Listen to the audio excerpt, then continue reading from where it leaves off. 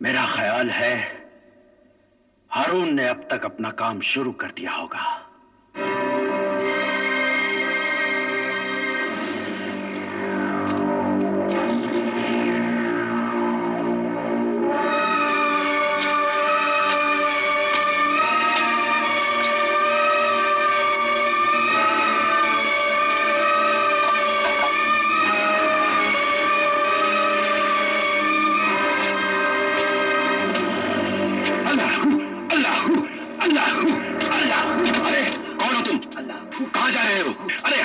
क्या रोकता है? हम तो अल्लाह के बंदे हैं, अल्लाह के फकीर हैं। अल्लाह अकबर, अल्लाह अकबर, अल्लाह अकबर, अल्लाह। खुदा तुझे हयाती दे।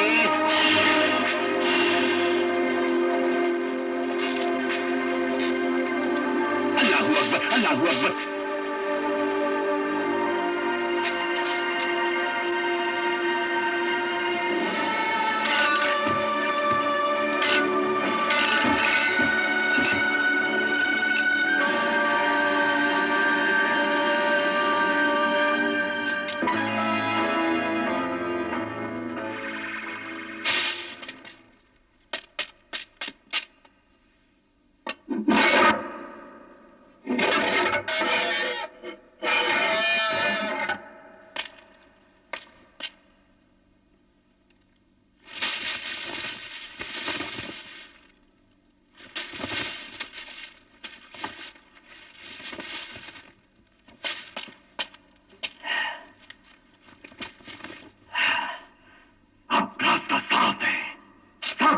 अपनी अपनी मशालें बुझा दो और चलो।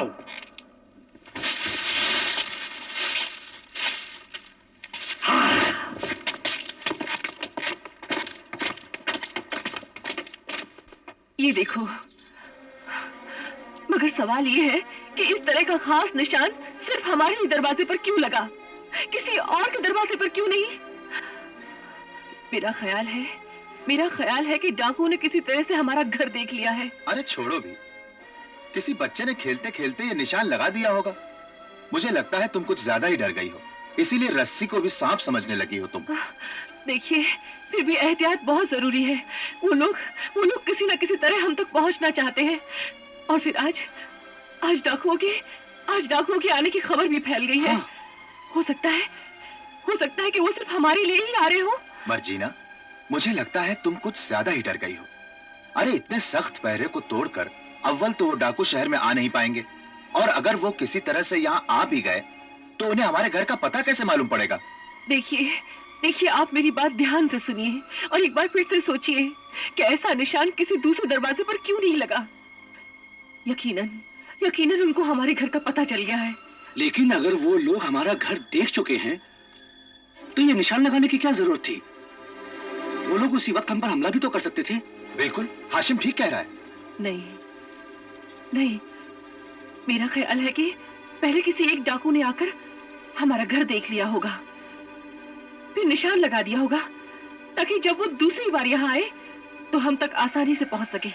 लेकिन सवाल ये है कि उन लोगों ने हमारा घर देखा कैसे? सिवाय मुस्तफा दर्जी के और किसी को हमारे घर का पता ठिकाना नहीं मालूम। और जब मुस्तफा दर्जी यहाँ लाया गया था तो उसकी आंखों पर तो पट्टी बंधी हुई थी। वो दर्जी बहुत चालाक भी है और लालची भी। मुझे अब याद आ रहा है कि वो दर्जी हर मोड़ पर कदम गिन रहा था। मगर डाकू दर्जी तक पहुंचे कैसे? देखिए, ये एक इत्तेफाक भी हो सकता है और उनकी चालाकी भी। तुम्हारी बात दिल को लगती है मर्जीना। तो फिर सबसे पहले हमें मुस्तफा दर्जी की खबर लेनी चाहिए, ठीक है? हाँ, सच्चाई का पता लगाने के लिए हमें मुस्तफा दर्जी से मिलना ही होगा। आओ चले। चलो।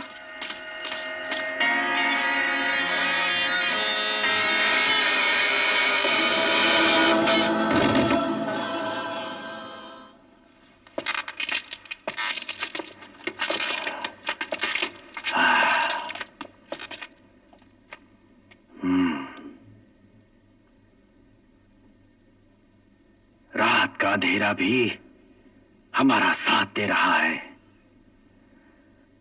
जैसे ही आधी रात का गजर बजेगा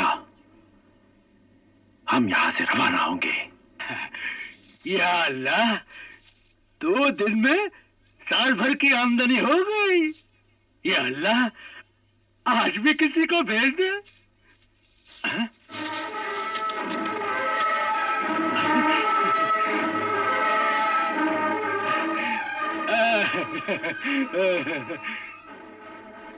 आज मैं दुगने दाम लूंगा। आज दुगने नहीं, 10 गुने दाम देंगे। अरे और वो भी गिन गिन के।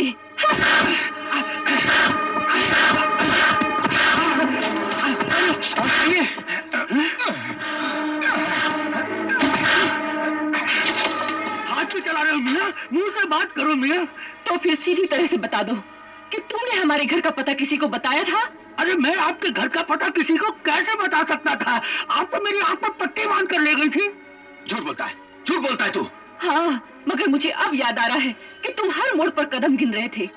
इसी तरह तुम दूसरी बार भी कदम गिनते रहे होगे और तुमने किसी को हमारे घर का पता बता दिया होगा। मैंने किसी को नहीं बताया। नहीं बताया? नहीं। नहीं बताया? नहीं। नहीं बताया? नहीं। अरे ये क्या हंगामा? अरे अरे अरे गुंडागर्दी पर उतर आए तुम। अरे पहले हम एक एक करके तेरा ये सारा सामान तोड़ेंगे, फिर तेरा ये सारा घर तोड़ेंगे और फिर तुझे पटक पटक कर मारेंगे। पटक पटक कर मारेंगे। अब तेरे सर की बारी है। बोल, बताता है या सर का भुर्ता बना दूं? बताता हूँ। मैंने एक आदमी को तुम्हारे घर का पता बताया था, फिर उसने दरवाजे पर निशान लगा दिया। अब आए ना सही रास्ते पर। चलो। ठहरो, इसे यहाँ पर छोड़ना खतरे से खाली नहीं है। इसे भी अपने साथ ले चलो। ले चलो। चलो।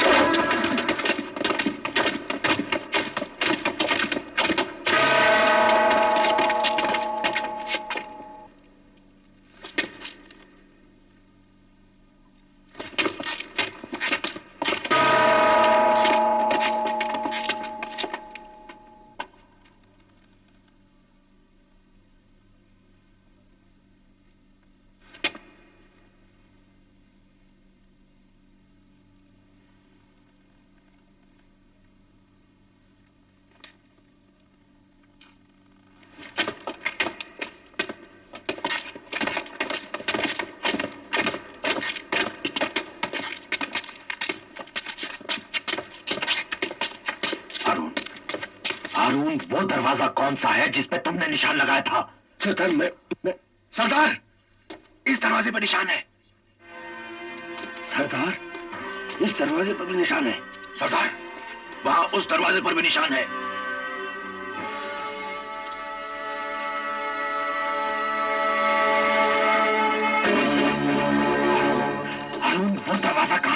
तुमने निशान लगाया था। सरदार, यहाँ तो हर दरवाजे पर वैसा ही निशान है और हर दरवाजा एक ही जैसा है।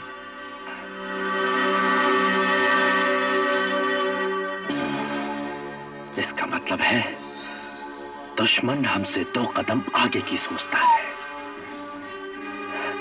वो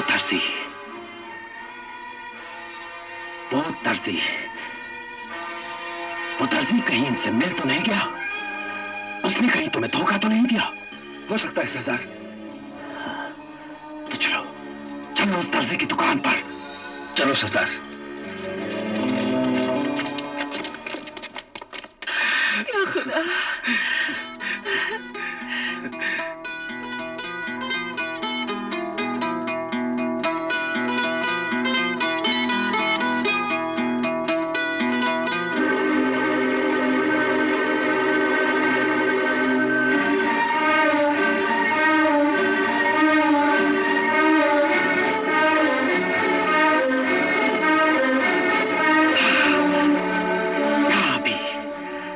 वो हमसे आगे निकल गए, मगर मैं उन्हें छोड़ूंगा नहीं छोड़ूंगा। बोटी बोटी कर दूंगा उनकी। हारून, तुम जानते हो ना, हमारे यहाँ नाकामी की सजा मौत है। सरदार मुझे माफ कर दो। सरदार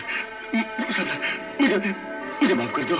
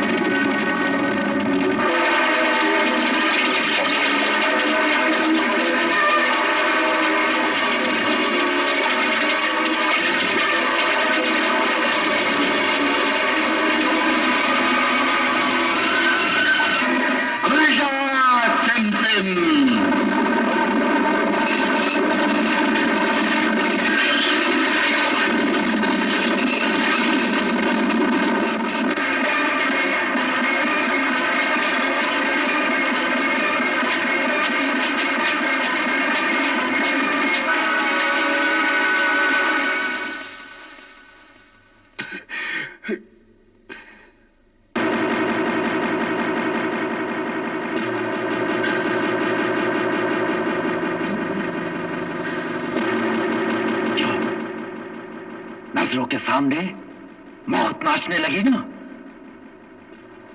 क्या तुम जानते नहीं थे कि तुम्हारी इस नाकामी की सजा मौत होगी?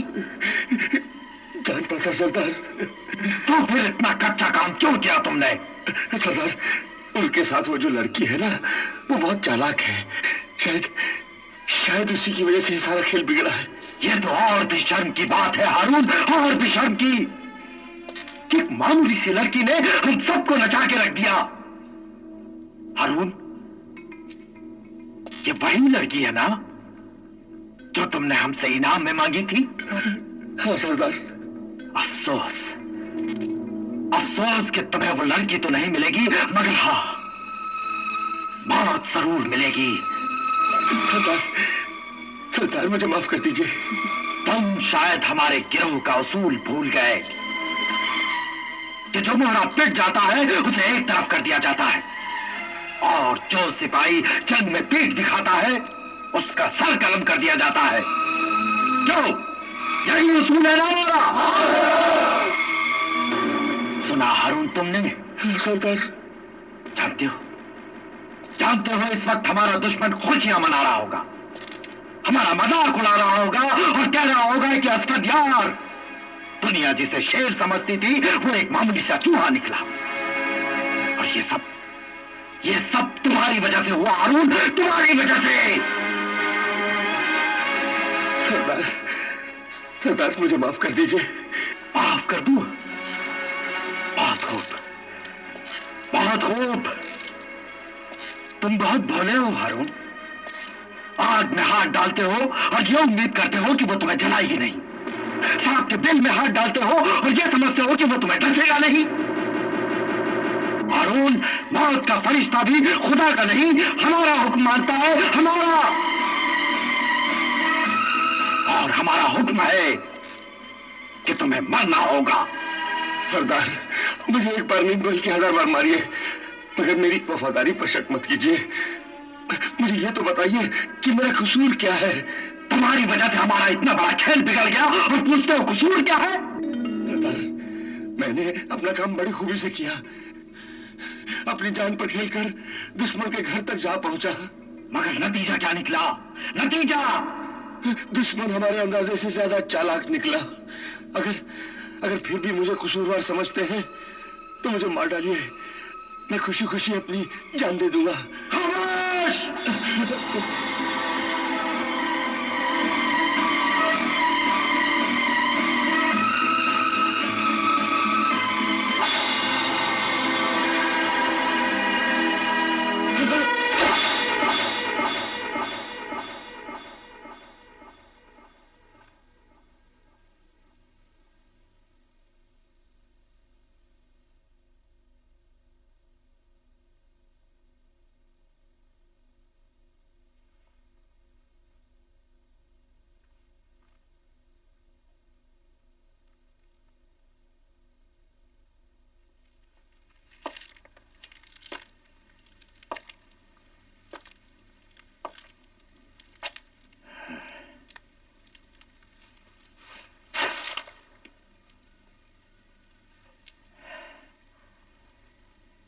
असफंदियार ने आज तक न कभी इंसाफ का दामन छोड़ा है और न कभी छोड़ेगा। दुश्मन हमसे ज्यादा चालाक निकला। हारून की कोई गलती नहीं थी। ये पहले भी हमारा वफादार साथी था और आज भी हमारा वफादार साथी है। सरदार अश्वंदियार जिंदाबाद, जिंदाबाद। सरदार अश्वंदियार जिंदाबाद, जिंदाबाद। बस आज के बाद से जिंदाबाद के नारे बंद। अब ये नारे उसी वक्त लगेंगे जब दुश्मन हमारे कदमों में होगा। और अब दुश्मन को मारने की जिम्मेदारी मैं किसी को नहीं दूंगा। मैं खुद मारूंगा उसे, अकेले, दिन दहाड़े।